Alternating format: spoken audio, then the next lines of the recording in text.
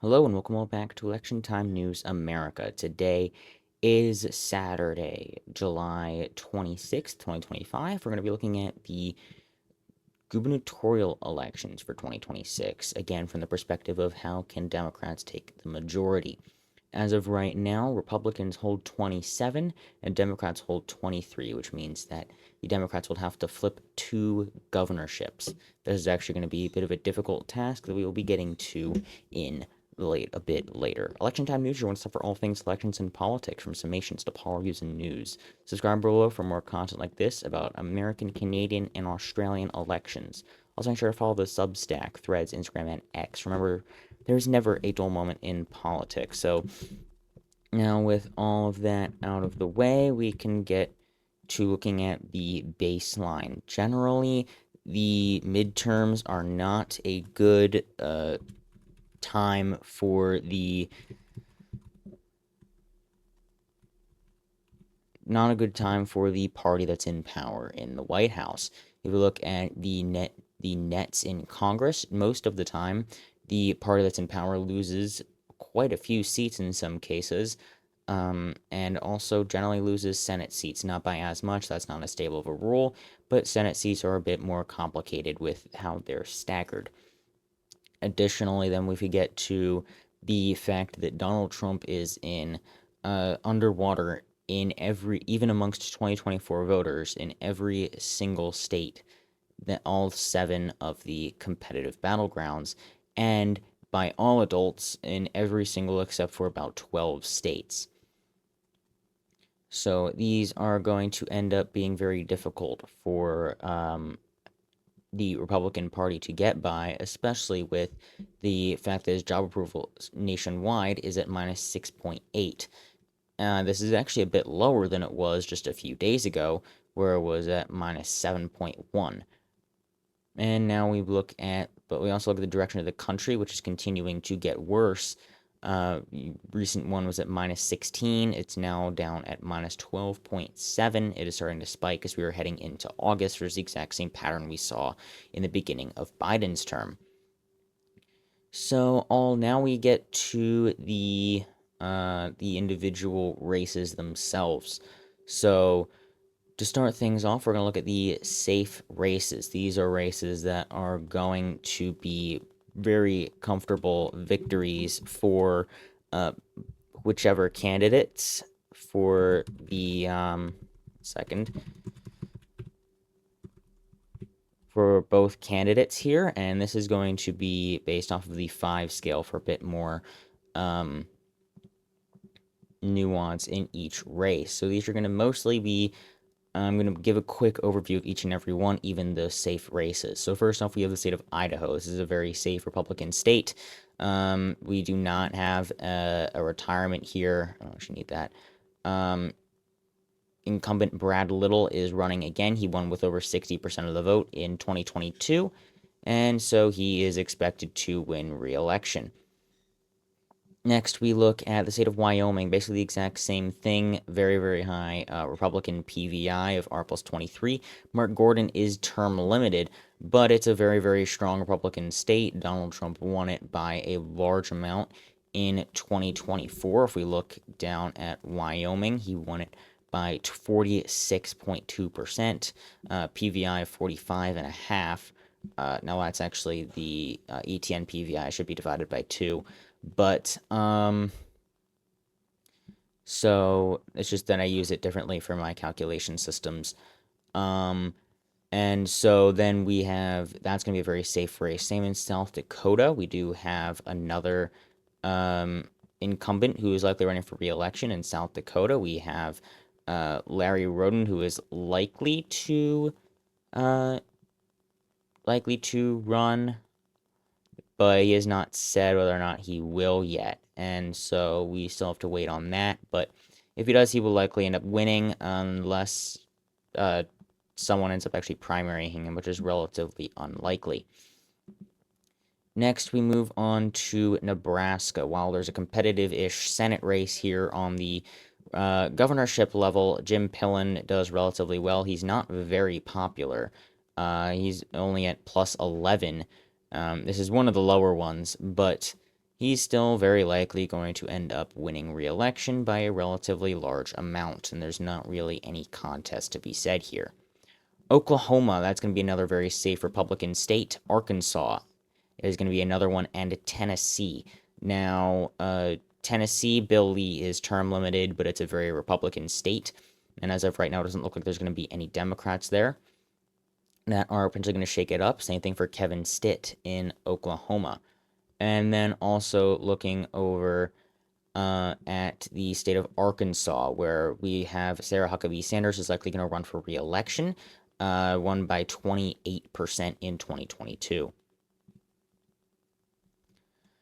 Next up, we actually do have the state of Vermont, which is an interesting one to see dark red, but we do have an overperformer in Phil Scott, wow, who won in 2024 by 52 percentage points, 51 and a half or so. And so with that, he is likely going to win. He is a very popular governor, actually the most popular governor in the entire country. And he is likely to win re-election by a large amount. Next, we have for the Democrats, we have the state of California, where we have term-limited Governor Gavin Newsom. He is going to not be able to run for re-election, but it's a very blue state, D plus 12 PVI for ourselves. It's minus 22, which is basically the exact same thing. 12 doubles 24, so a bit more. But then we also have Colorado, where this is going to be Jared Polis is term limited, but the current senator Michael Bennet is running for this seat, and most likely will be able to easily cruise to the nomination. Phil Weiser probably will put up a somewhat good fight. He might actually end up dropping out, though. Michael Bennett's leading the polling, and then will likely easily carry to this victory in the state after Polis won by 19 in 2022. Next, we have the state of Illinois, where J.B. Pritzker is running again, and he won by 12.5 percentage points in 2022. There's not much to have to say about this relatively popular incumbent. He is at plus 19. Next, we have Massachusetts and Maryland, the two relatively similar blue states. Both of them flipped blue in 2022 after they originally flipped red in the red wave of 2014 with Larry Hogan and Charlie Baker. They both got reelected in 2018 amongst even that blue wave. But then in 2022, there were no strong Republican contenders, so Healy and Moore did win elections there. They are likely to carry themselves to be reelected again. Now we also have the state of Hawaii, which is likely to be well over 11 points. Green won by 26, and so Josh Green can be reelected, and so likely will, don't know if he has announced that or not, expressed interest, but it has not officially announced whether or not he will seek re-election. Next, we have a quick mention first in Alabama. We have a term-limited candidate in Kay Ivey, but in that race, we do have the Senator Tommy Tuberville is retiring. He is going to, that's an open seat now for the election in 2026, but he is retiring to run for governor. He is very likely to win that seat by well over 11 percentage points. Now, South Carolina would be here, but McMaster is term limited, and it's just not red enough for me to be able to say safely that it will be more than 11 points, but it will go in the likely margin, somewhere between right around 10 points most likely, just because it's a very red state, and even though it is going to be a blue year most likely, there's not really any Democratic candidates in the field. There's nobody that would really be able to shine bright enough to be able to really make this a competitive race. Similarly, also in the likely column next, we have the state of New Mexico, where we do have incumbent Grissom, who is actually term limited. That may be a good thing because you didn't win by that much, But we have a few candidates in both primaries. None of them are necessarily standout, so we'll have to mainly go just based off of the basics, which is that it has a PVI of minus 7.2. So that is going to then be a relatively strong performance likely here, just over 8 points in a good year. Next up, we have the state of New York, where most likely Kathy Hochul will be able to win by a good bit more than she did in 2022. As of right now, it does appear that way. We can see that she is, in fact, beating Elise Stefanik and Mike Lawler. Mike Lawler did officially announce that he is not running to try to compete this seat. Not sure about Blakeman. Stefanik is most likely going to end up running here, but as of right now, the only poll that was done anytime recently, July 1st, Hochul was defeating Stefanik by a lot. Most likely it will narrow up by way less than 23, but I would expect it to be relatively close to double digits at the worst. But probably at best, considering that Hochul isn't very popular. She is at plus 12 right now, but she's not very popular, so I could see this race maybe only going up to about 15 points at best. Next, moving on to likely, we can see in Kansas is probably going to be relatively close, but this is a flip for the Republicans, which makes things a bit more difficult for the Democrats because now they have to flip 2 again.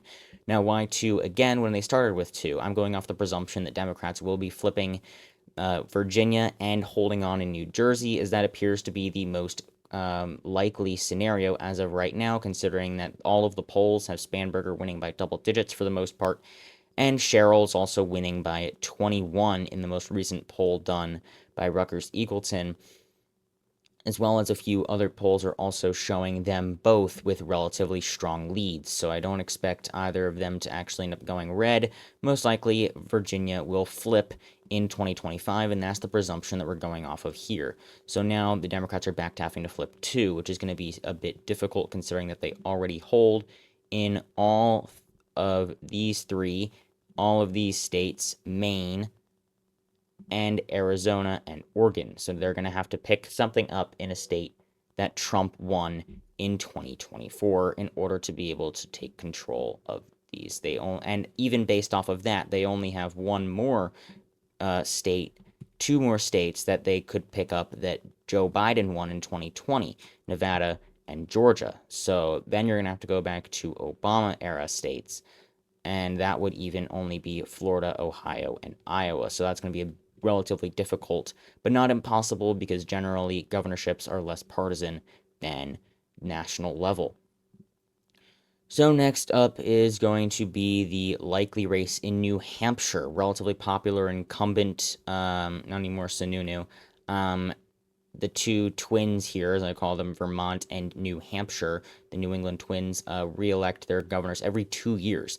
Kelly Ayotte won by 9.3% in 2024. I expect her to actually increase this margin by a small amount. Not by too much, though. Maybe by around 10 points or so. Next, we actually have a relatively close race in Connecticut might be expected here, as we do have Ned Lamont isn't very popular, if I'm correct. I mean, plus 34, never mind. Rhode Island is the one that's not very popular. Daniel McKee won by 19 in 2022, but it was his first term. He's likely to win by much, much less. I did forget Connecticut as a safe state, but Rhode Island is going to be only likely on the map here due to that relatively low approval rating. However, that's only presumptive right now, as there's not really going to be much of a Republican candidate right now. We do have minority leader of the Rhode Island Senate, which is a relatively good pickup, but that's very unlikely to flip still, even with that low approval rating, just based on the fact that it has a PVI of R plus 14.7, meaning that in a neutral political national environment, it would have a margin of 14.7%. Next up, for likely, we do have the state of Texas. Right now, it is only going to be likely, as well as Florida. These two are relatively similar in this current political day and age. Not necessarily so quite a long time ago, as you actually did have, even back in 2000... Right, he flipped to be a Democrat. Christ flipped to be a Democrat. But even as recently back as 1994, uh, Childs narrowly beat Jeb Bush for governor. That is the last time a Democrat was elected governor of Florida, interestingly enough. So that was the beginning of the red shift of Florida, which you can then easily see in Ron DeSantis winning by 19.4 in 2022. And that's actually almost double the margin of Greg Abbott in Texas. He's only at positive 12. DeSantis is at positive 16. But Texas does not have term limits. Greg Abbott is expected to run again. He has declared he is running again. They don't have any very strong candidates on the Democratic side right now, but if Beto O'Rourke does jump into the race, then that could make things a little bit more competitive. That would not make Democrats favored, but that would likely bring it down below 10 points, if not potentially below 5, like it was back in, not in 2018, I was Valdez, but O'Rourke ran for 10. O'Rourke was the one that, okay. So probably just under 10 points, as it would, but this would be a relatively poor choice, as it would be a rematch, which could actually mean that the highest margin would probably be up to about 15 points in favor of Abbott. And it's also relatively difficult considering that the PVI is R plus 11.9. And in Florida, we have term limited Ron DeSantis. But if we look at the polls here, one of them is Florida governor primary, and Casey DeSantis is actually leading very, very narrowly. And he's not a very popular governor, but he's not unpopular either, right about in the middle of the pack at plus 16. And Jason Pizzo is actually running as an independent. I'm not former Democratic minority leader of the Florida Senate. And you have David Jolly, who is running, which could make this a bit tighter. He's the one that lost the House district that Mike Waltz ran in. This one right here, Florida 6th. He only lost it by 14 points after Waltz won it by 33 just a few months prior. So that's going to make that race a bit more competitive. But even then, it's a relatively Republican state. They elect Republicans for governors, and they have since the beginning of the new century. So that is going to be a likely Republican race. Next, we get into the probable races. These are going to be races that are between 5 and 8. Oh, wait, no, I missed. Because I'm so used to it being competitive, I missed the state of Pennsylvania, which is actually going to be safe Democratic. This is an interesting one to point out, but Josh Shapiro is a very popular governor. He's at positive 35, one of the highest in the entire country.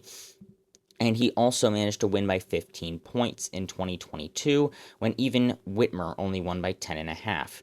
Now, this was partially due to the poor candidate choice in Doug Mastriano, but there's also a chance that he might actually end up winning the nomination again. That's very, very unlikely, but if Garrity then actually ends up running the current Pennsylvania state treasurer, Doug Mastriano says he will run for lieutenant governor. Either way, there's not a very, very strong candidate that's currently running on the Republican side, and Josh Shapiro is a very strong overperformer of expectations. So this is actually going to go in the safe column, unless Mastriano gets chosen again for the Republicans, though. This is probably going to be closer to around 12 points. Now we go to the probable states. These are 5 to 8 points. First one's going to be the state of Minnesota, where Tim Walz is likely to win by closer to 8. He might actually end up breaking 8 points, though, but as of right now, it looks he's going to do just about where he did in 2022. Potentially a bit more, though. He has expressed interest, but he's not officially announced whether he's going to run again. But for the Republican side, there's really not that many strong candidates who are running right now, so that's going to end up potentially just giving this seat to Walz. He might end up breaking the 8-point margin, but as of right now, it's a bit too competitive to say that for sure. Next, we actually have the state of Alaska, which is probably going to be might end up being a bit more competitive than this, even though Dunleavy actually won re-election by 26 points. But that's not only because of the uncertainty due to the ranked choice voting system, but also because Mike Dunleavy is ineligible for a third term, and also there's not that many strong candidates here. But Peltola may end up running. Mary Peltola is a candidate that managed to win statewide in Alaska for the former U.S. representative for the at-large district, since it only has one House district. If Mary Peltola jumps into the race, this would quickly drop down to lean or potentially even tilt, but as of right now, it will stay likely because there's a relatively strong chance that the Republicans will hold on to it as of right now, and its PVI is still R plus 11. Next, we have the state of Oregon, which generally is a very blue state, but they don't like their governors very much. They don't vote for them very much, even though the PVI is D plus 16. Tina Kotek only won by 3.4 in 2022. And as of right now, Tina Kotek has not announced whether or not she will run for election again. But there's no real strong candidates on the Republican side. If it does, it may end up tightening. But also, Tina Kotek isn't extremely popular. Favorable plus 11 for the rating there. So it's going to be a relatively moderate race as far as that regard.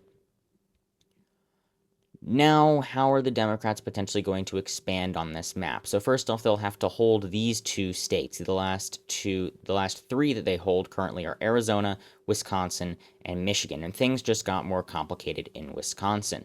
To start off, in Michigan, though, Gretchen Whitmer is term limited, and so thus cannot run for re-election. However, we do have a few candidates here. Mike Duggan, the former mayor of Detroit, the current mayor of Detroit is running, and we do actually potentially have John James, John James is running for the nomination here. He's a relatively strong candidate, which does actually open up the 10th congressional district, but this is a potential open seat. This is a strong open seat, but we also do have the Secretary of State and Lieutenant Governor of Michigan. Both are very strong candidates, and if we look at the current polling for that, which there hasn't been any in a bit, but going back here, we do have Rogers versus Stevens, where Stevens narrowly wins. James versus Benson versus Duggan, which includes Duggan in there as well, and Benson wins both times with 35%. So as of right now, it appears that the Democrats are slightly favored in the state of Michigan, probably by about 2 to 5 points, which is still a considerable drop from Whitmer's 10.5-point win in 2022. Next off, we have the state of Arizona, where Katie Hobbs has flipped the seat, defeating Kari Lake, who then went on to lose to Ruben Gallego for the Senate seat in 2024. Katie Hobbs is not an extremely popular governor, but still sitting at a plus 18 approval rating is not that poor either. Katie Hobbs won very narrowly, but now we don't really have any very strong candidates, but we do have Andy Biggs, who's a who's a good candidate in his own right, and he is from the 5th district right here. He won re-election by 21 points in 2024, so he's going to definitely make this a somewhat competitive race. But as of right now, based on the national environment and the fact that also Andy Biggs' seat, look in the House, Arizona's 7th, if we scroll all the way up this sheet, the war rating is actually minus 0.6, which means that it is, not the 7th, the 5th. I thought I got something wrong, and I did. The 5th district is actually minus 3.8, which means that he actually underperformed a generic Republican versus generic Democrat based on the national environment and all that considered in 2024, which means that actually this will definitely give the benefit to Hobbs, meaning that she will likely potentially win re-election by somewhere just under 2 points. Now there's 2 states that are left, Maine and Wisconsin. Maine is going to be an interesting one because we do have Janet Mills, who is term limited, but she is the least popular governor that is still above water at plus 2. The only one that's lower is Kim Reynolds, which we'll be getting to in a bit. Janet Mills was, in fact, reelected by 13.2% in 2022. But now we have open seat here, the Republican primary. There's actually not really any very strong candidates here, though. So that is a potential good sign for the Democrats. Meanwhile, they have Angus King III, the son of Angus King, who won re-election by a large amount in 2024. And so that could potentially make this seat a bit safer for the Democrats, but there's no incumbency advantage, so we're going to put this one in probable, probably about 5, closer to 6 points when all is said and done, which is actually going to contract a bit, but I wouldn't be surprised if it ended up being closer to about 10. And then Wisconsin, Tony Evers announced 2 days ago that he would not be seeking a third term, which is going to be an open race for governor. So this is going to be a very, this is actually going to be a very a surprise competitive election here, as if Tony Evers had stayed in, he easily would have been able to go to re-election, considering the fact that he was actually projected to lose by about half a point based on polling in 2022, and then managed to win by 3.5, which was quite a bit more than he actually beat the relatively unpopular incumbent governor of Walker in 2018 by just 1.1%. So now it's going to be a bit tighter of a race with all of that considered, but based on the field, considering that they just opened it, they don't even actually have the map up to date here yet. It still shows that there's a Democratic incumbent, not that retiring, on Wikipedia as I record this, but Tony Evers reelected, and so now we do have, he was eligible for a third term because they do not have term limits. But now we have Lieutenant Governor has announced her campaign for the Democratic position. Republican primary, we do have, we don't really have any very strong candidates here. Scott Walker could, in theory, run, but that would probably be a relatively poor idea. The best case for the Republicans would be Eric Hovde, who is a relatively strong performer against Tammy Baldwin in the Senate in 2024. She only beat him by 0.85%. 28,000 votes, which is interestingly actually the most votes of any of the victories in the Rust Belt trio in the Senate. But still very, very narrow considering that she had won by quite a bit more in 2018. So if he does actually end up running, then that could definitely make things a bit more contested. But also Tom Tiffany would probably be the best candidate as of right now, other than Hovde, who has officially announced that they are potentially going to run. And that could make things a bit more contested, but based on the general environment and such, this will go tilt Democratic. So now there are 4 general pickup opportunities for the Democrats. Going in order of difficulty is going to first off actually be the state of Ohio, where we do actually have, interestingly, a term limit, but DeWine won by 25 points in 2022, and that's a very right-trending state. If we look at the 2-year gubernatorial here at the PVI, 10.5, which is actually quite a bit more than it was recently. It shifted very hard to the right recently. And so looking at the general consensus, we have, it's up here, we have the term-limited Mike DeWine, but Vivek Ramaswamy is likely to win the nomination as of right now, unless Jim Trissel joins the race, in which he will be favored for the nomination. For the Democratic primary, we only have Amy Acton. If Tim Ryan doesn't end up running, this will not be close at all. And if Sherrod Brown and Tim Ryan both run in the Senate, or both run in the governorship race, then whoever the Republican is will definitely win, because they will spend their entire war chests fighting each other in the primary, when in a state like that, they would need to team up on the Republican. So the best case scenario for Democrats would be Sherrod Brown running for Senate, which we did have in our Senate video, and then Tim Ryan run for governor, which he did relatively well against J.D. Vance for Senate in 2022. Along the same ticket as DeWine, he only lost by 6.1%. So that's quite a bit better than might have been expected, but at the same time, it could be said that actually that's a bit of a poor performance. We'll have to see, but he's a relatively strong performer in the House. But this would be a relatively strong pickup opportunity for the Democrats, but as of right now, I still see Vivek winning by somewhere between 2 to 5 points at worst, probably closer to around just over 5 points. And now we have an issue here, because in Nevada, we have a very popular incumbent governor in Joe Lombardo, 21-point popularity. He de-seated incumbent Governor Steve Sisolak. This was the real showing that the PVI was going in the wrong direction for Democrats, and now it's at 2.2. The state as a whole is relatively Republican, and he is eligible to be reelected. And as we've seen before, even in wave years, popular incumbents can be reelected. Hogan was reelected by 12 and Baker by 33 and a half. So that's definitely going to be interesting, but you can also see that sometimes they are relatively competitive, and this is what would be interesting for the Democrats, is that's a non-incumbent. So the incumbency status means a lot for the governors. So Mike DeWine is the ex Mike DeWine seat probably is actually going to be on the closer side of 5 points. But now we have the issue in Nevada where relatively likely to actually win re-election. He is not actually. He has announced that he is running. He's basically going to have no contest. And if Steve Sisolak runs again, then I almost guarantee that Joe Lombardo will win. But Aaron Ford, the current Attorney General, has declared that he is running, and that would be a relatively tight matchup. But on a really good night, Democrats could potentially pick off the Silver State in a narrow flip against Joe Lombardo. That would be very difficult, but if they pick the right campaign, then it would likely be a slightly easier target than Ohio.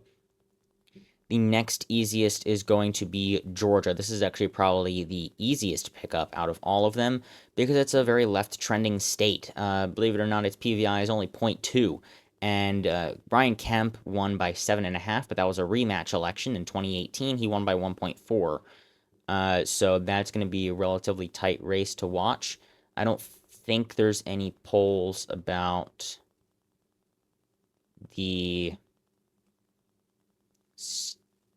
state of Georgia in here anywhere. But yeah, no, there's literally nothing anytime recently. So that is going to be interesting. But he is term limited, so that's going to open up the race there.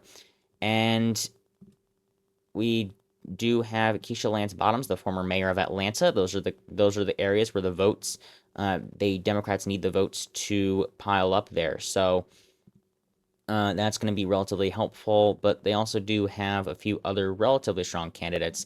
The Republicans have two pretty strong candidates, Burt Jones, the current lieutenant governor, and the attorney general. So both of those would be relatively strong as of right now. Most likely, we would end up having, hopefully for the Democrats, Stacey Abrams does not end up winning the primary because that would basically seal their fate and that would end up going red.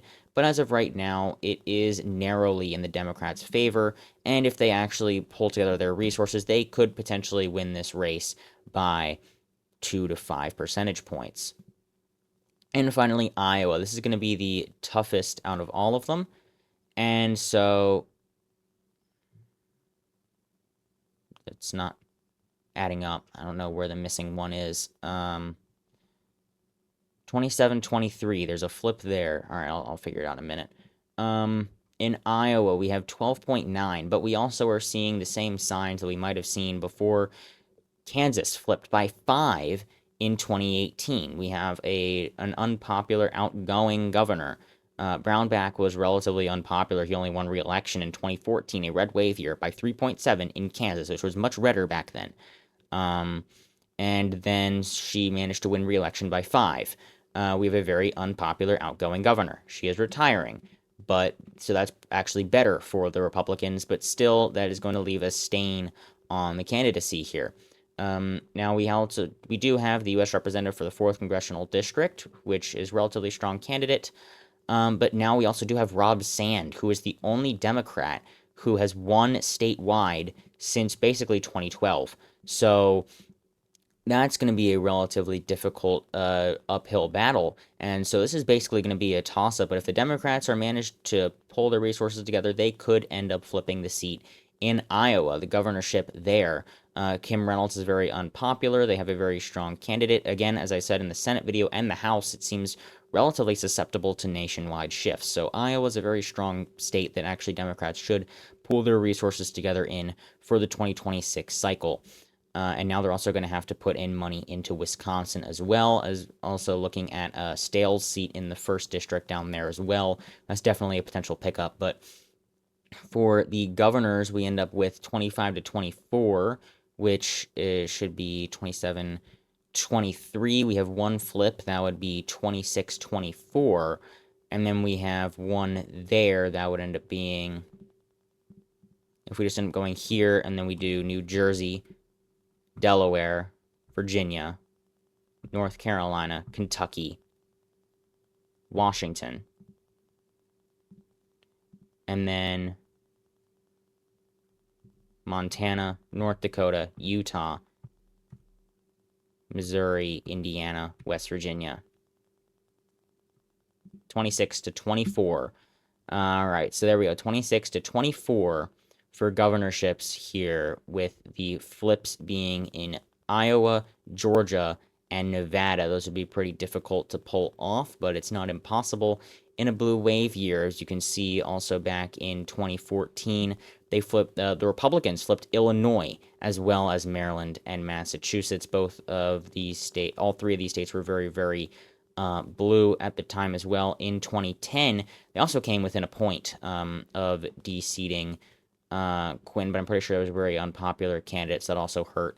But in 2010, Republicans flipped governorships all across the country, including a few that had held on from the blue wave year of 2006, where Democrats held in Tennessee, Arkansas, Oklahoma, Wyoming, Iowa. So a lot of, it was a lot even less partisan back in the early 2000s, but now there are very, very few quote-unquote split ticket governors.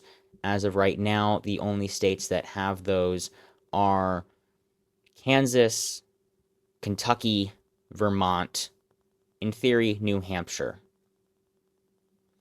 And other than that, every single other state is either a battleground state, or it's a state that has the exact same party as governor as it does on the national level. So, with all that, though, oh, and Virginia. And so with that, we have our final map, 2624. So thank you all so much for watching today's video. Make sure to subscribe if you're not already. Check out the podcast as well and all of that. And thank you all so much for watching. Have a fantastic rest of your day.